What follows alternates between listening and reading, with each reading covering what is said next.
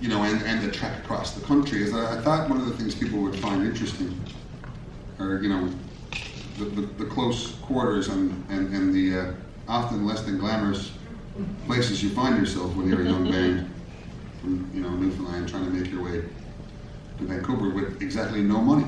And often poor choices are made, I'm not going to lie to you. Some of which are in the book. Some of which are not. We have to have a follow-up.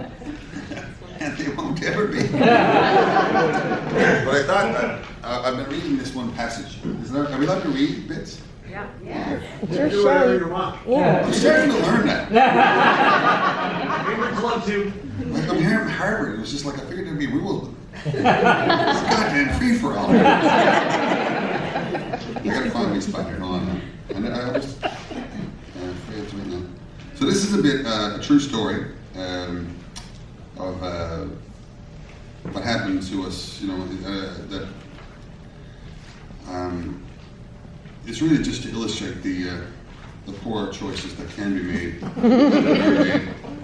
when you're sort of sitting side by each in like a rented station wagon or something for 13 or 14 hours a day and driving.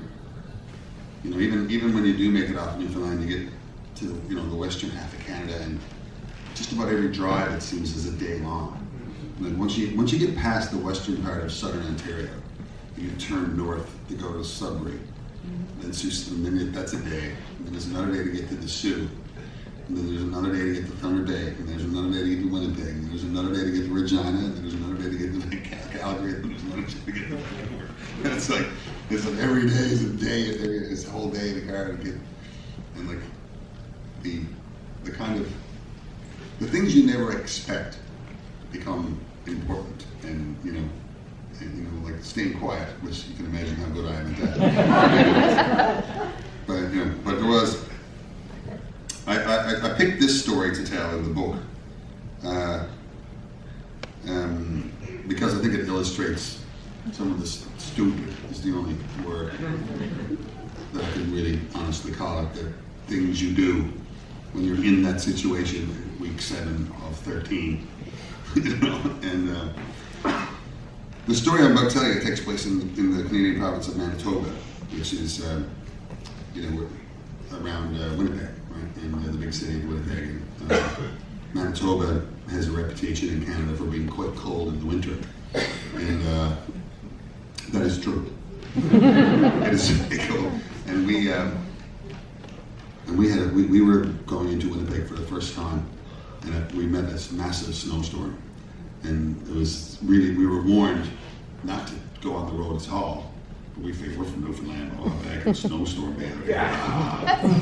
Holy, it's like Armageddon. Because you're on the plains, and you probably wouldn't experience it much out here either. Like, the entire landscape around you is the same color.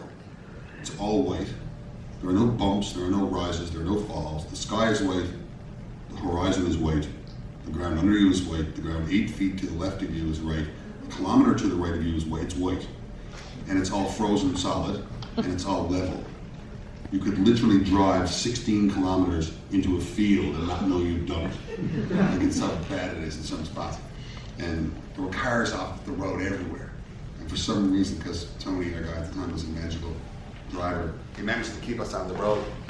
And we were, if I remember correctly, we were into like week 4 or 5 now of this trip.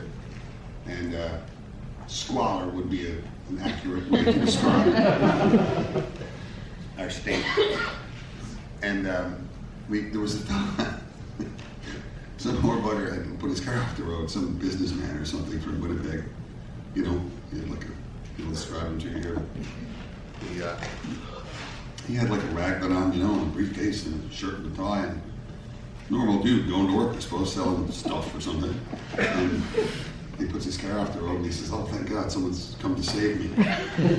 We were so bored, like talking to each other. It was like, really imagine like what we saw. We're like, this is awesome. Some dude, I mean. So, I remember the poor bugger sliding open this van door. and this whack. Smoke clears, and inside there's this, like, what could only be described as like stowaways.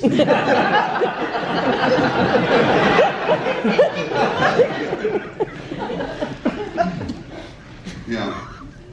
He thanked us and refused our offers of smokes and chocolate. He seemed so grateful that we got out of the storm that he did not want to be rude and ask obvious questions such as, excuse me, fellas, don't want to look the gift horse in the mouth or anything, but who are you guys? Where is the missing bench from this van? Why is this dirty, hairy fella sitting on the floor in front of me on a mostly deflated air mattress? And what in the sweet Jesus is up with all the Easter cream eggs?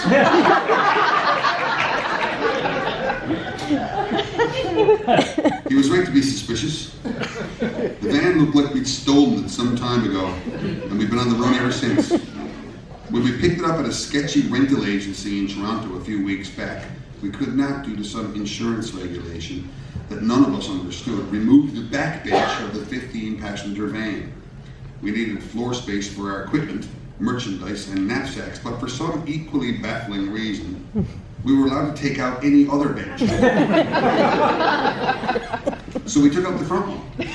We figured we could use the side door to load up instead of the back. Not ideal, but we'd make do. We laid out our hard shell cases on the floor behind the driver where the first bench had been. We stopped at an Army-Navy store and bought a cheap air mattress to lay over the cases so someone might be able to lie down on it. I figured it would be the closest thing to a bed in the van, and I volunteered right away. Good idea in theory, but in practice, the air mattress had a not-so-slow leak, and you had to get up and blow it back up every 10 or 15 minutes. After a couple of days of sucking and blowing myself into a migraine, I gave up on it. A few weeks and 3,000 kilometers later, here I was, a sad clown on a busted balloon.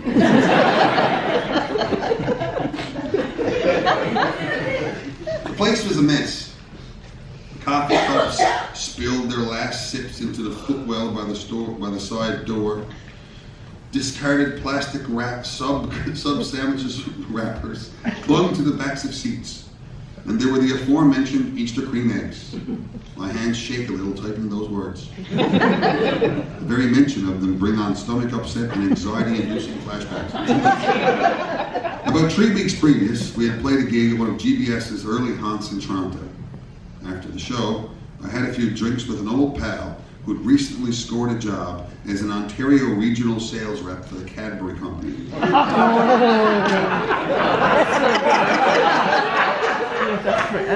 Dale asked if we'd like some snacks for the road. I said, sure. I don't think much more of it. We were all set to drive off the next morning when the hotel clerk knocked on the van window and asked if I was Mr. Doyle. I nodded and she pointed back to a cardboard box roughly the size of a goalie's hockey bag sitting in the lobby.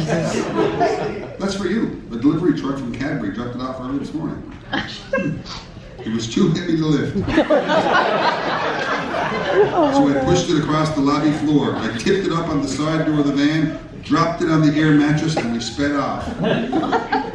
What's in it? What's in it? The boys asked before we were even out of the parking lot. We were as excited as kids on Christmas morning. I busted open the box. There's some Easter cream eggs. I kept digging, expecting a variety pack of sorts.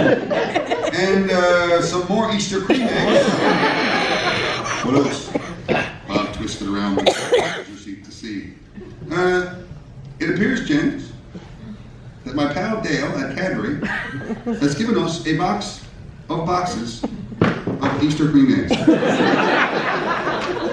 When the final tally was done, there were 12 boxes of 24 eggs.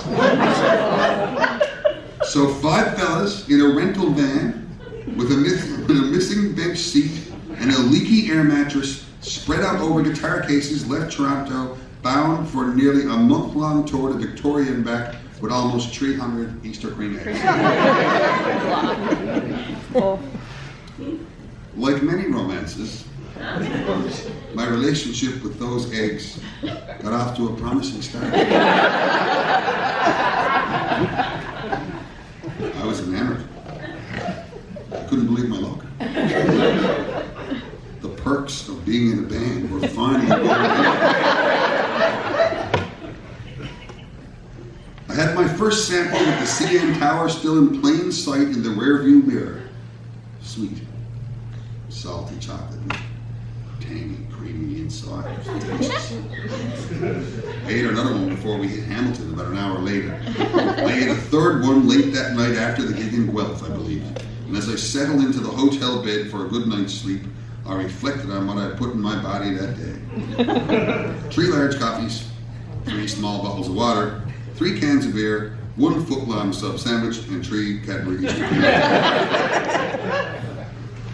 The next day, I ate 2 more. On day 3, I figured I wouldn't eat any at all. But the drive from Sudbury to Sault Ste. Marie is a long one. And with hunger and boredom setting in, the egg started calling me,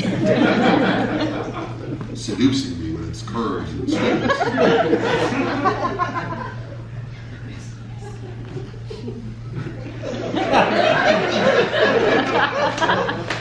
Seducing me with its curves and sweetness. Just the tip.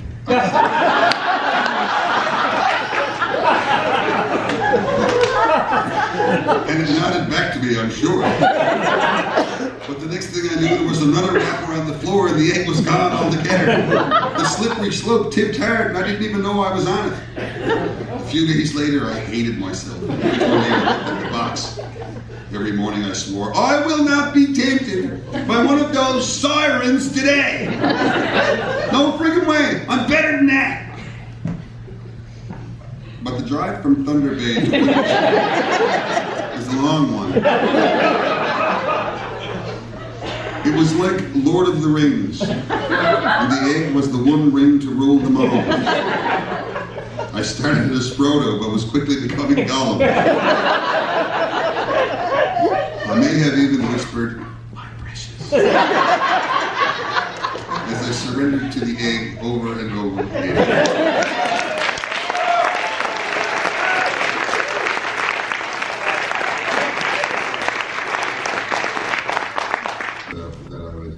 When I finally made it to British Columbia and I get to dip my foot in the Pacific Ocean, that I would recognize it, it would somehow that would be full circle, right? Because the oceans are clearly the same. Well, they're not at all. I remember, and I described it in the book. First time I got to Vancouver. Being down in that's English Bay or down by Granville Island, right down that way. I walked down there at 5 o'clock in the morning, and I was just sort of I dipped my foot in the water and just sat there, taking it all in. And this guy goes by me on like an ironing board, and he's standing on this ironing board paddling, heading into the open ocean. And I was about to shout to him, don't do it, man! Because clearly he was committing suicide. And again, it's just one of those things that sort of punctuate the differences between what I thought I'd see and what I ended up seeing. And of course, I only discovered, thinking about what freaked me out so much, is that I'd grown up on the ocean. I grew up in fishing town. And I saw hundreds of trips to and from the ocean every day.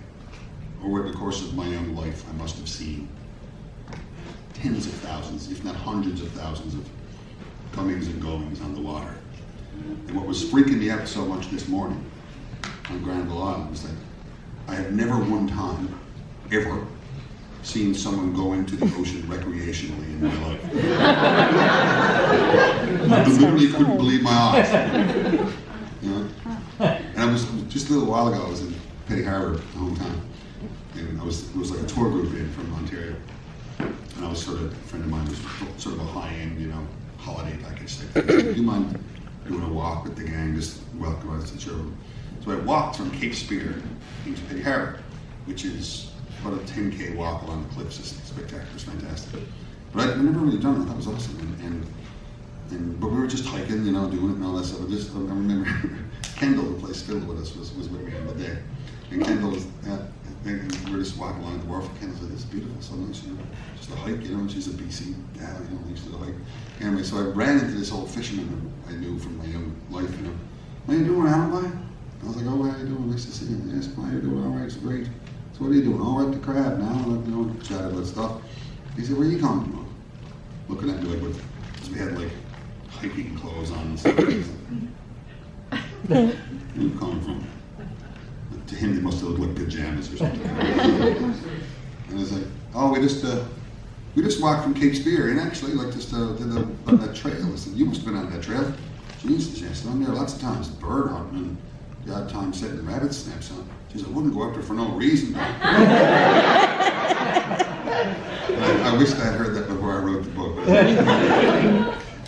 Yeah. I really hope you enjoy the book. I'm very grateful for your comments on it.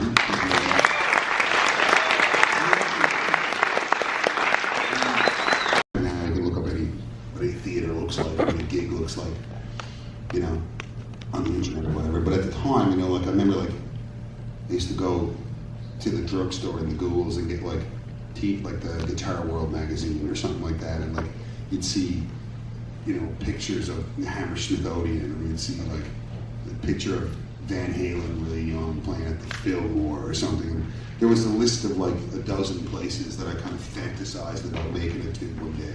And I remember seeing, I think it would have been like, I feel like it was an English band, like maybe The Cure or something, playing at the Olympia. Like it must have been would have been like 1982 or 3 or something like that. And I just thought that was the coolest looking thing I'd ever seen, and like I just wanted to go play it so bad, and I finally got to, so that was cool. Awesome. Hey, from my father, who learned it from his father in Petty Harbour, and it's been passed down through generations of Doyles in Petty Harbour. And when we were doing the very first Great Big Sea record, we had like, I don't know, 8 or 9 songs, Newfoundland traditional songs, and I'd written a couple, and they were amazing. Such stunning literary contributions as what he had.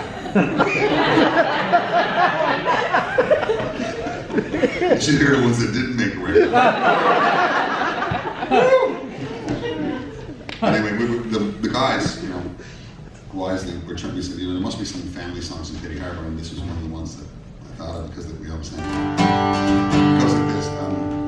The chorus goes like this. You want to sing it with me? Yeah. We were picking berries at old Aunt Mary's when I picked a blushing bride.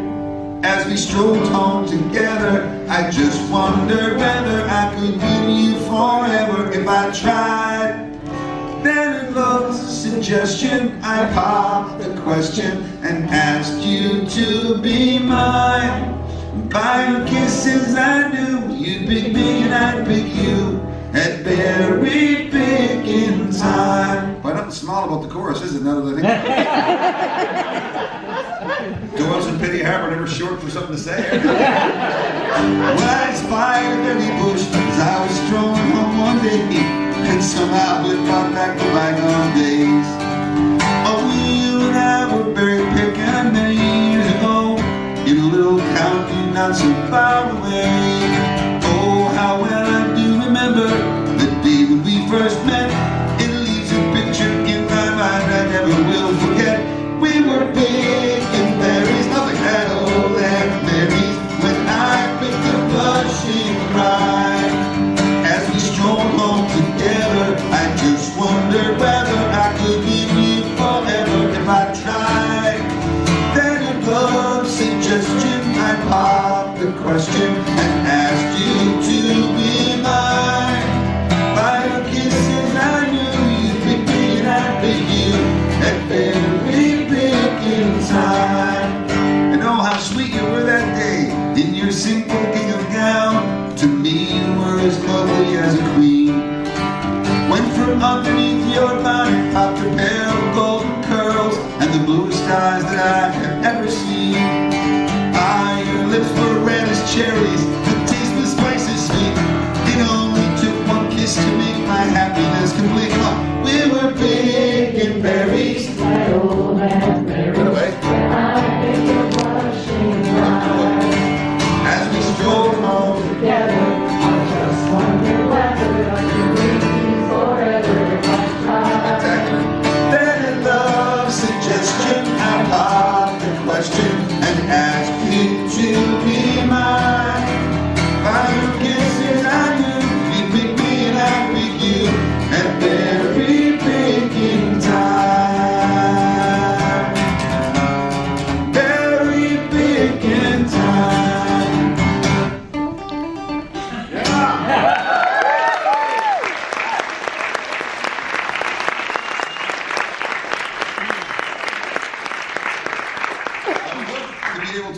to you how many hours we spent arguing over whether or not we should do the picking thing at the end of it.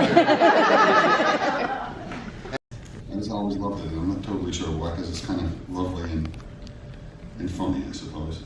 It goes like this.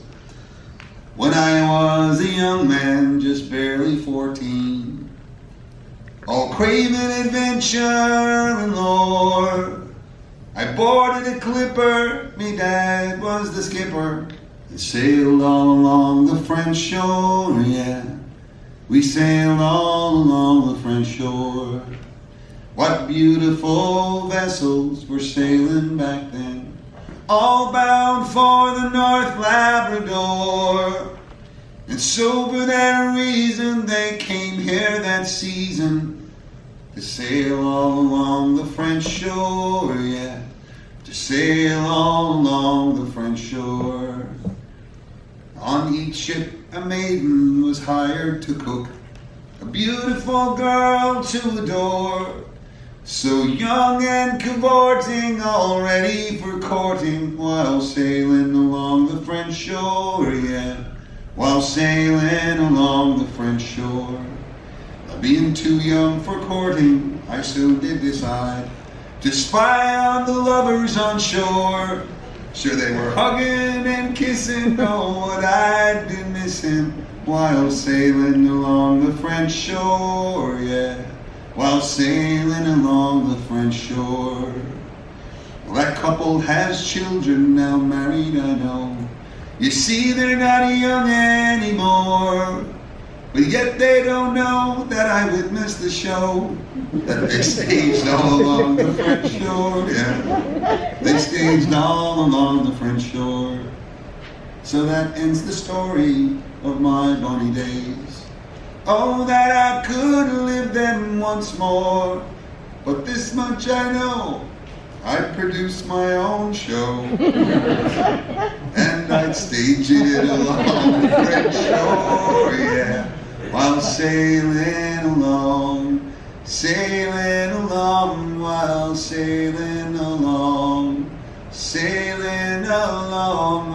sailing along the French shore.